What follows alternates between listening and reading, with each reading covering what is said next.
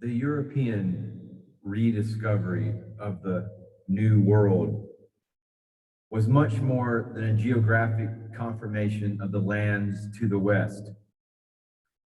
For the members of the various esoteric groups, America was to be the new Atlantis, a utopia free of ignorance, superstition, fear, and prejudice, incarnating a great plan for the spiritual evolution of this planet. Central to the political foundations of this new order for the ages is the intellectual freedom to pursue knowledge and wisdom unrestrained by the dictates of church and state, and to publish and speak openly that all the people may grow in wisdom and attainment. At the very core of this vision is the recognition that each person is responsible for his or her own destiny. And to freely pursue this happiness requires that one throw off domination by personal devils of psychic nature, just as the American colonies rebelled against the despotism of the British king.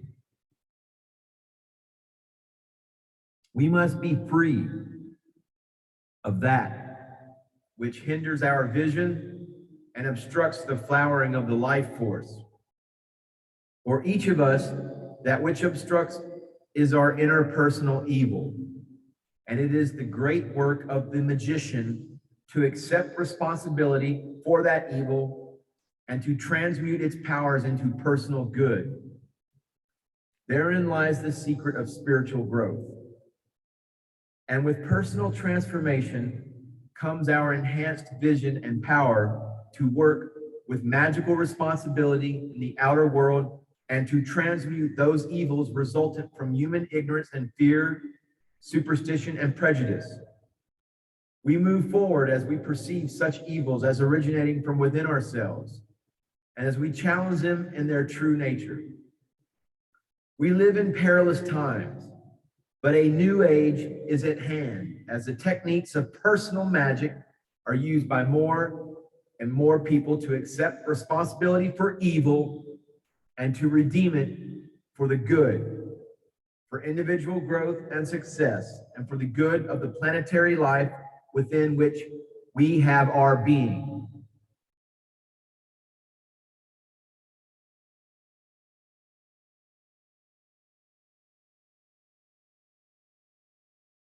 Good morning, everybody.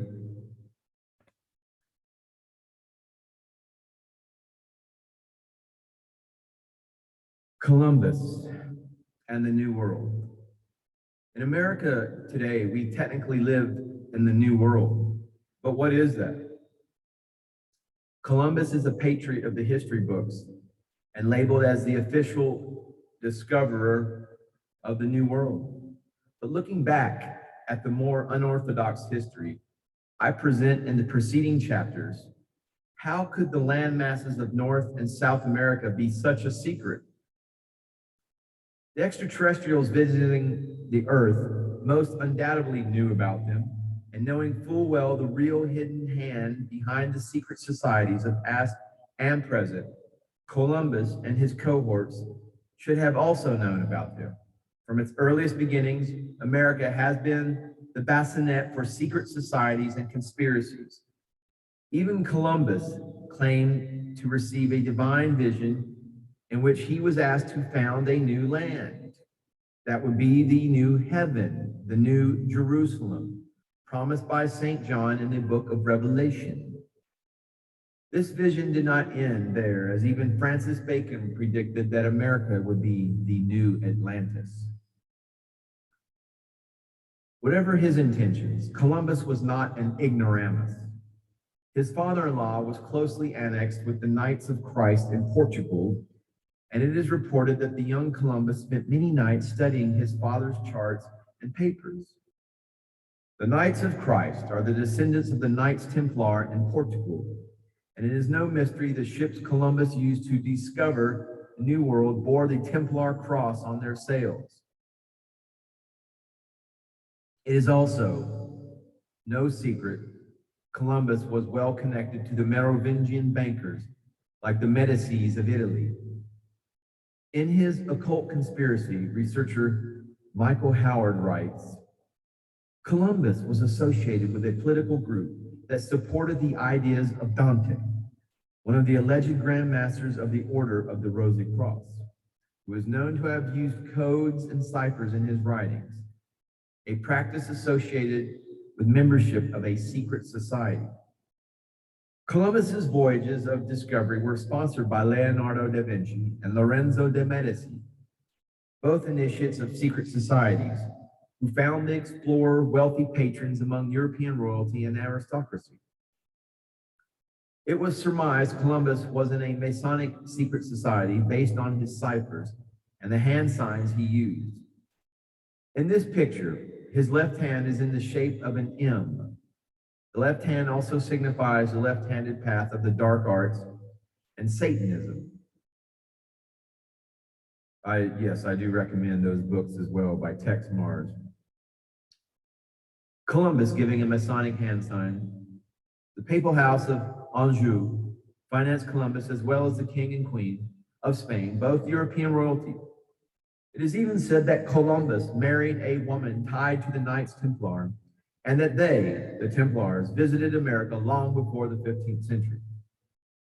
When Columbus and his crew first landed in North America, they were greeted by the Arawak Native Americans with kindness and offerings. But that was not to last long. Upon this viewing, Columbus wrote in his journal, "They brought us parrots and balls of cotton and spears and many other things. They willingly traded everything they owned. They do not bear arms and do not know them, for I showed them a sword. They took it by the edge and cut themselves out of ignorance. They have no iron. Their spears are made of cane. They would make fine servants. With 50 men, we could subjugate them all and make them do whatever we want." The preceding was from Howard Zinn's A People's History of the United States. Happy Columbus Day. The subjugation of the native tribes of North America commenced, and Columbus was forever known as an imperialist and a gold digger, much less a hero. The Native American tribes he exploited had a spiritual connection to the earth and held a vast history with their land and its resources. Unlike the greedy European white men, after the destruction of Lemuria and Atlantis, the toxic radiation from the nuclear wars caused mutations to humans, regressing them and reducing their intelligence. The survivors of not only nuclear catastrophes, but also the affliction caused by polar shifts, ice ages, and wars of reinforcement in space were forced to live in small, primitive groupings. Many went underground. The native human tribes living on the North and South American continents during the days of the Greeks, Romans, and the early European church were very spiritual. They communicated with the spirit of the earth and the sun. They had ideologies, but not dogma. Dogma spelled backwards is am God. How interesting. In the United States today, many indigenous peoples and tribes refer to themselves as American Indian, and in Canada, First Nation people. If they do not do this, they just refer to their tribal name like Cherokee or Inca. Just like the diversity of extraterrestrials visiting the earth, there were many divergent Indian cultures meshed together in these lands. From California to Maine, the Yukon to Argentina, these peoples wore different types of clothing, talked different languages, lived in different types of housing, depending on the climate, and worshiped different gods, depending on their respective philosophies. They did all share commonalities, like worshiping nature and the sun, developing tribal dances and chants to influence the weather, self-made clothing, and one other thing, ancestry. Some claim to be from the stars, others from the earth itself. Still others claim to be from the ocean. They are all right. Most Americans today have no idea about the genesis of their family lineage, let alone where the human race came from. Also, not many Americans today are spiritual and respect nature. We did well to wipe out those values so utterly idealized by the Native Americans, whether they be from North, South, or Central America. Before Columbus, there were over 800 million natives and Indians living on these lands. Today, there are less than 5 million combined.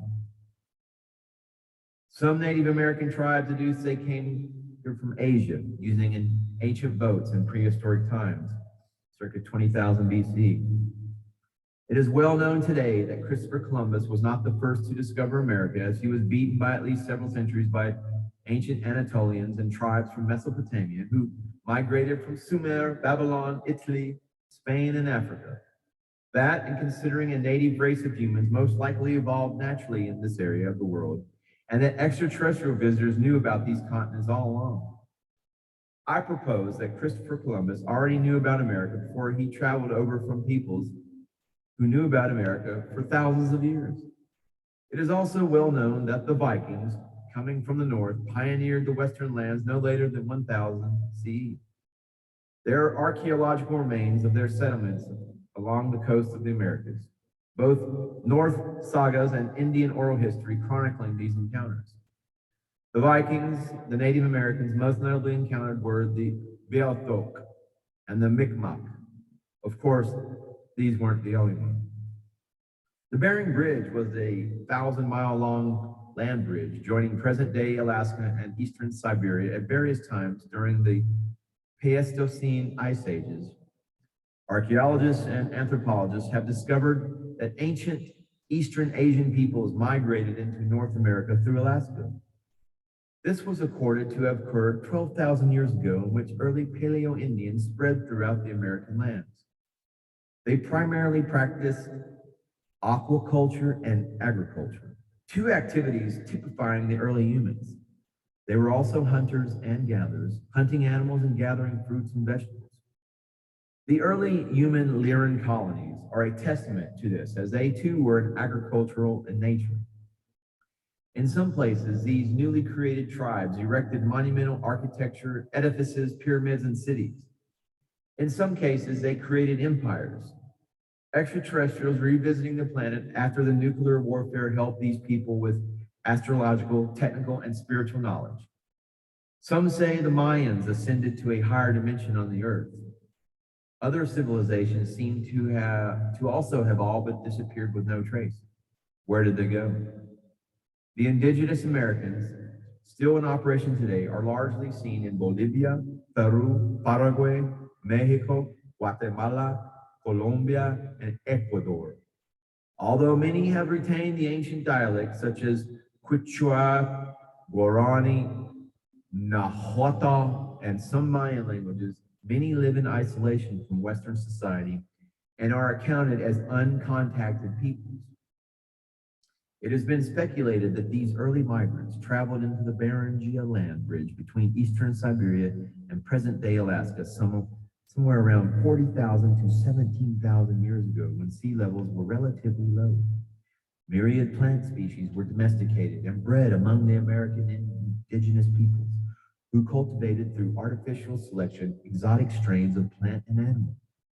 In southern Mexico, maize was grown from wild tesonet, grasses in the local valleys. Early agriculture was a predominant attribute of the South American highlands to these migrants from the European continent around these time periods.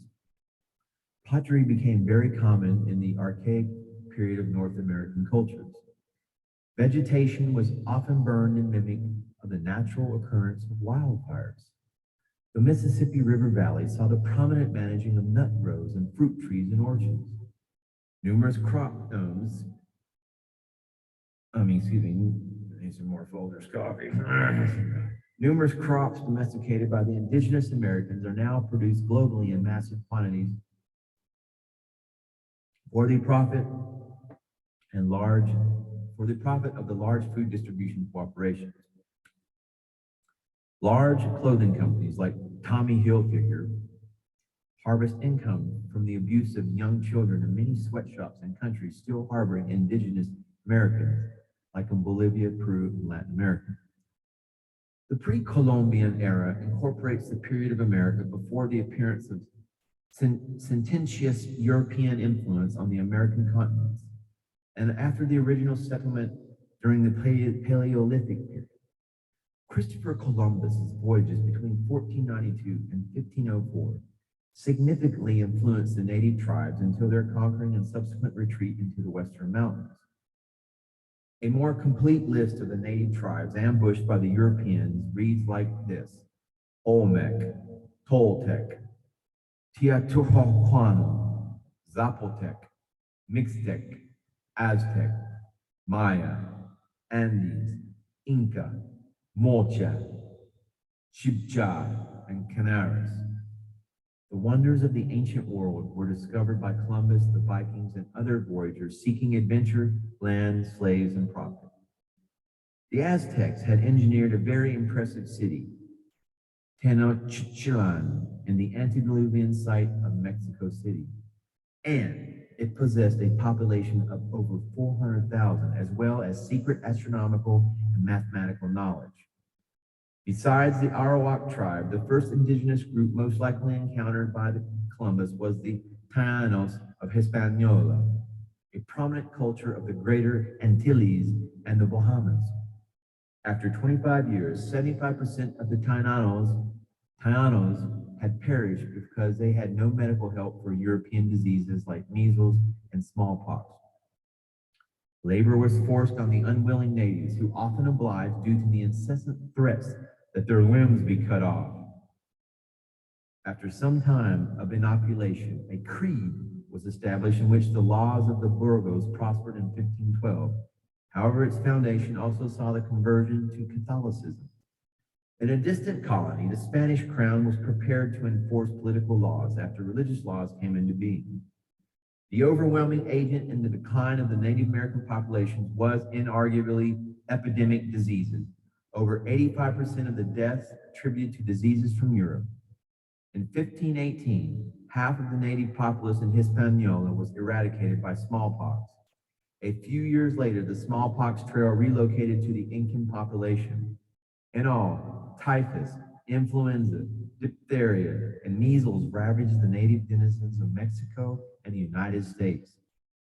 With the arrival of Pamphilo de Narvaez in 1520, an epidemic of smallpox killed 150,000 citizens at Tenochtitlan alone, including the emperor.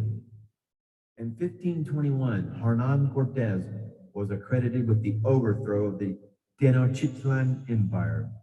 During the first 100 years of European contact, these repeated outbreaks of diseases decimated almost 2/3 of the aboriginal population of eastern North America. Further exploration by Europeans of the Caribbean led to the uncovering of the Arawak peoples of the Lesser Antilles, which eventually became extinct by the latter half of the 17th century. Through the breeding of horses, the Europeans, especially the Spaniards, benefited greatly in expanding their empires. The term Indian actually originates with Christopher Columbus due to the fact that he had mistakenly landed in the East Indies while searching for Asia. Once erected, the term Indian was appraised into law, religion, and politics.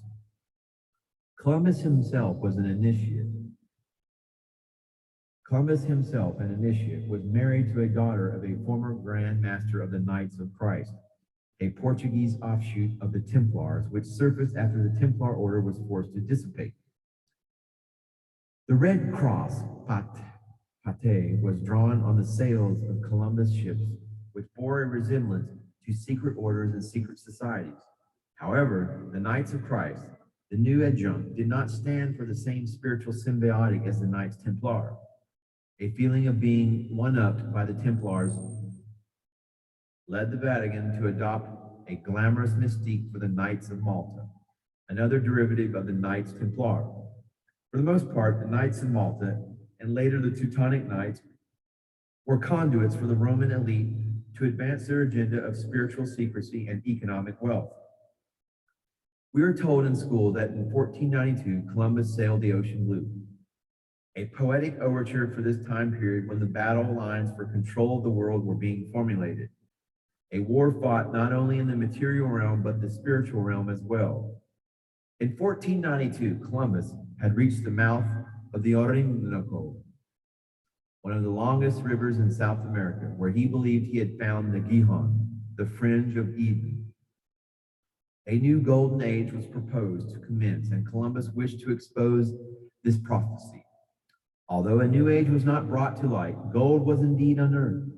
Queen Isabella and her husband, King Ferdinand, recently having conquested Granada in order to bring Spain back under the hold of the church, expressed an interest in Columbus finding barrels of gold so the new Jerusalem could be built.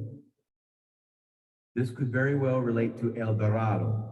This legendary city of gold was lusted after by the European aristocracy, although the history books keep it in a haze of doubt.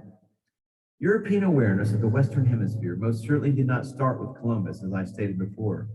Among the others, he was also preceded by the North, led by Leif Erikson. Erikson had erected a temporary settlement at Lands of Meadows, and established a healthy relationship with the natives, but it was Columbus who was credited with initiating widespread contact between Europeans and indigenous peoples and indigenous Americans as well. His voyage in 1492 precipitated a relief for the imperialists in Europe, seeking wealth from the control of trade routes and colonies in China and India.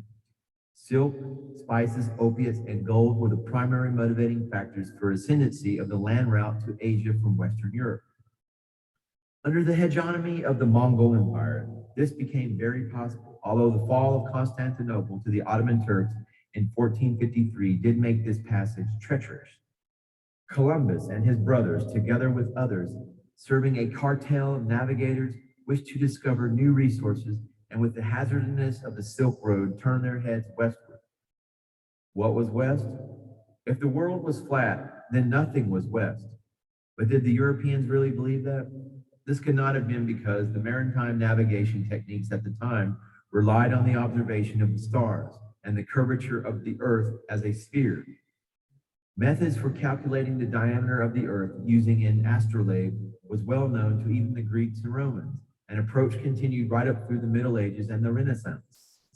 Plato knew the earth was a sphere because of the circular shadow it casted on the moon when it stood between the sun and its orbiting satellite. This knowledge must have been known to a great majority of nobility, and most certainly anyone attempting to travel via the oceans. Why would this be put in the history books? We have already seen how much more initiates and instigators of secret orders and societies knew than we ever gave them credit for, but why profess ignorance? It was most likely to keep the people at bay. Christopher Columbus was supposedly connected with the Order of St. John, or more commonly called the Knights of Malta. When the Order of the Knights Templar decomposed in 1312, most of their property was granted to the Hospitaliers, an order more hospitable to the papacy. Their holdings and wealth were divided into 8 tongues in the crown of Aragon, Auvergne, Castile, England, France, Germany, Italy, and Provence. Each place was presided over by a prior, and at Rhodes and later Malta, the residing knights were headed by a bailli. The papacy organized the Hospitaliers, or the Knights of Rhodes, into a military force to oppose the Barbary pirates and other buccaneers in conflict. After withstanding invasions in the 15th century by the Sultan of Egypt and the Ottoman Mehmed II, the Knights of Rhodes built a stronghold on the Halicarnassus Peninsula, now Baden.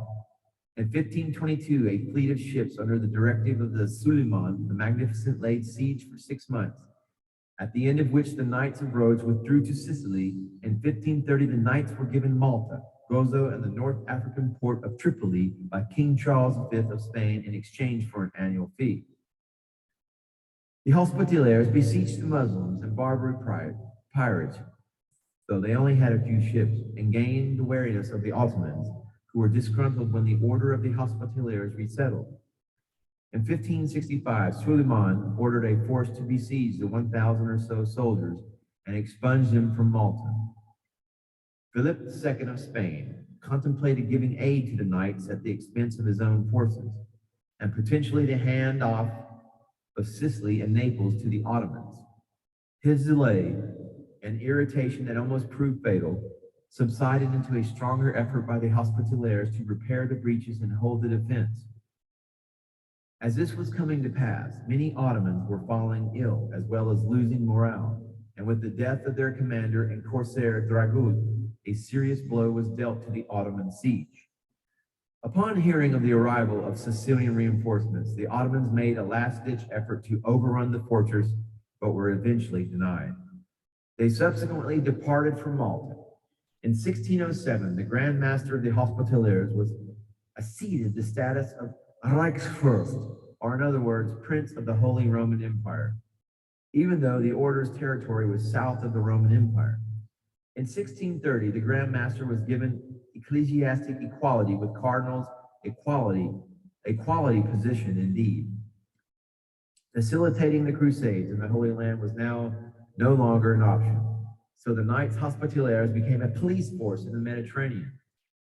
They opposed the Ottoman-endorsed Barbary corsairs operating from North America and all other forms of piracy as well. In the event of the Christian victory in 1571 over the Ottoman fleet in the Battle of Lepanto, the Knights were accorded the mission of protecting Christian merchant shipping to and from the Levant, as well as freeing any Christian slave hitherto working for the Barbary corsairs. A reduced income, however, plagued the struggling order. Although they protected the naval cities of Venice, Genoa, and Pisa, they were economically hindered by the barren island in which they abided. They started raiding Muslim ships, thereby gaining local women, gold, exotic food, and treasure. The changing belief structures of the Knights Hospitaliers, coupled with the corollaries of the Reformation and Counter-Reformation, as well as the dwindling stability of the Roman Catholic Church, saw a decline in the religious attitudes of many of the Christian inhabitants of Europe. The decision of many knights to serve in foreign navies, paired with the overall moral decline of the Hospitaliers, was best witnessed in many joining the French Navy and becoming mercenary sea dogs, an act negating the knights' primary reason for existence. They faced the potential of meeting another Catholic force, and as Paris signed numerous trade agreements with the Ottomans, the moral ambivalence of the knights increased even more. Scholar Paul Lacroix states, inflated with wealth, laden with privileges which gave them almost sovereign powers, the order at last became so demoralized by luxury and idleness that it forgot the aim for which it was founded, and gave itself up for the love of gain and thirst for pleasure. Its covetousness and pride soon became boundless. The knights pretended that they were above the reach of crowned heads. They seized and pillaged without concern of the property of both infidels and Christians. A cycle of increased raids and reduced grants from the nation states of Christendom commenced, and the island of operations of the Hospitaliers was made dependent on conquest. Christopher Columbus was most likely a member of the Knights Hospitaliers, who were also the Knights of Malta.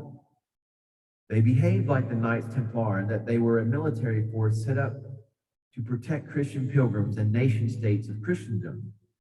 While the Templars were disconnected from religion, the Hospitaliers vehemently favored Christianity over Catholicism and constantly sought to commandeer ships entering their harbor carrying Turkish goods.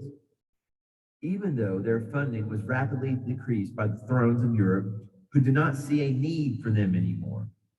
After withdrawal and assimilation of the Ottoman Empire into the French and British navies, they remained rich off of confiscated goods from ships, piracy, and selling crew members into slavery. When the Roman Catholic Church regained power after the 30 Years' War and the official abolishment of all heterodox religion, they turned their attention to the New World, the North and South American continents. After spirituality was decimated along with the rights of the peasant workers who laid the very foundations for the kings and queens of Europe to dominate the economic and political landscape, the aristocracy of Europe, the bloodlines, had no need for the Cathars, Knights, Templar Knights, Hospitaliers, or the Knights of Malta. They controlled many of the trade routes to Asia and India and were learning much about astrology, mathematics, and science. They needed explorers, though, people to step up to the plate and be the official pioneers of the history books. With Europe all but in the hands of a very few rich and knowledgeable peoples, more and more heads were being turned toward North and South America. We know why Columbus, Leif Erikson, the Vikings, and the early Proto-Indo-European came to the New World. They were filling in new areas of the world map. But why did others come over? And why so suddenly? Historical evidence bequeaths to us the possibilities of migrants,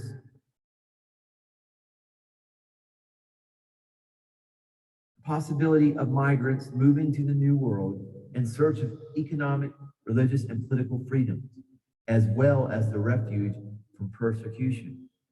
Others most likely traveled to the North American continent simply for a fresh start.